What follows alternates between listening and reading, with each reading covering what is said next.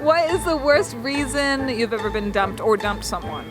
Oh, basically because I had terrible body odour. I mean, I was about 12, so it's sort of fair enough. Breakup is heartbreaking. Being dumped sucks. You hit rock bottom. Breakups. They're horrible for everyone involved. For you, the other person, it's just not a fun time. So how do we get better at them?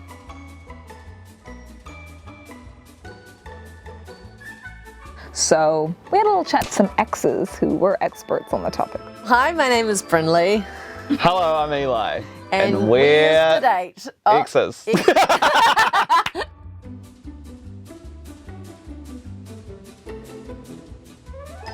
I don't know if it's a normal thing to do. I think quite often people will do shows about their ex, but not kind of involve them in the creative process. We thought we should just capitalize off it. The fact that we are both exes, but we're cool, as they say. Yeah, we're friends. Weirdly, doing like the show, we had to write a whole show about our whole relationship and like, you know, the intimate parts of it as well. Yeah. That was therapeutic. Yeah, as hell. Usually. Yeah. Because we've talked about our sex life in front of, 100 people. Yeah. So what was it like when you were together? I think it was the same as you as well. It was like our first proper relationship. We did a lot of like firsts together, like we lost our virginities to each other. How did you break up? Oof. It wasn't that dramatic, really. It wasn't dramatic. One thing that we haven't mentioned yet is that Eli is gay. Yeah, it was never going to work out in the long run. No. And if it did, that would be sad. That would be sad. It's actually a good thing. Because then, all the problems that you feel like were your fault, I'm not your fault at all. It's like nothing about you. Yeah. It's a fact that you just go like, okay, that's the thing. We are going to interview some people on the streets. We're going to ask them about breakups. Yes, it's very fun. It's very traumatizing. What advice would you give to somebody who's about to break up with someone? Save up for dinner, flowers, and an apology card. Be honest with the person, even if your reasons feel unjustified. If it's an environmental thing, then the person can walk away knowing that it's not necessarily a fault within themselves or the other person, it's more circumstance. And if it is something to do with the person, then it's also important for that person to know that these are the traits that don't work. The biggest problem with breakups is if one side doesn't know it's over. And I guess at some point there's been a breakdown in communication. We just had like a very frank, good conversation when you came out. And so I think that sort of cleared the air. Yeah. We also kind of we pretty much stayed in touch from the moment after we broke up as well. Yeah. We never weren't like checking in with each other. I get jealous sometimes of couples who fight lots because I'm like, oh, well, at least a big fight's not going to be a surprise. Yeah, totally. Yeah. We were such good friends that we didn't kind of talk about the nitty-gritty stuff. It was because I was scared of, opening the door of the possibility of being queer at that point. So to bring it up, anything like that felt very daunting. So I kind of sizzled under. And now in a relationship, I'm like, oh, if you've got something that's kind of boiling under,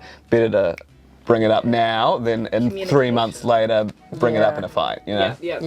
The honest conversations, they're so freaking hard to do, but afterwards you're like, that wasn't so bad. It's the same with going to a counsellor. Yeah. You go there and you're like, feel sick because you don't want to talk about things. And then afterwards, things get fixed. Yeah.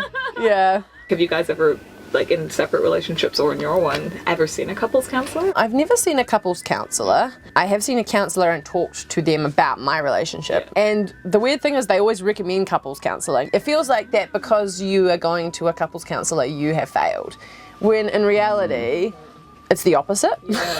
It's you saying you want something to be better. Totally. Yeah. And fighting for it. Yeah. Because otherwise you would just go, well, just let it die, I guess. Do you ever think you would visit a couples counselor?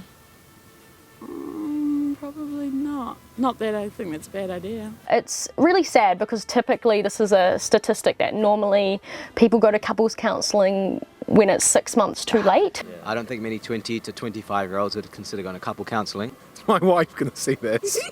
Because lots of the way of how you have a fight actually causes a lot of issues. It's not normally what the fight's about, but how you actually work through a fight. Would you ever see a couples counselor? Perhaps. Prevention is better than cure, right? Go a lot earlier when you're starting to have these conflicts or when you want to just start working on communication. Well, I'm British, right? So we're not very good at sharing these things. So, keep it all in-house. If it was more normalized, would you be more inclined to? Yeah, probably actually. Weirdly, I feel like everyone should be doing counselling. I mean, if everyone just did like, it's like mandatory counselling when you get into a relationship. A year in, you get, 4 sessions. Well, thank you so much for having this, I thought would be awkward, but seems like it's not super awkward conversation about being exes. Yeah. Thank you so much. Thank you for having us.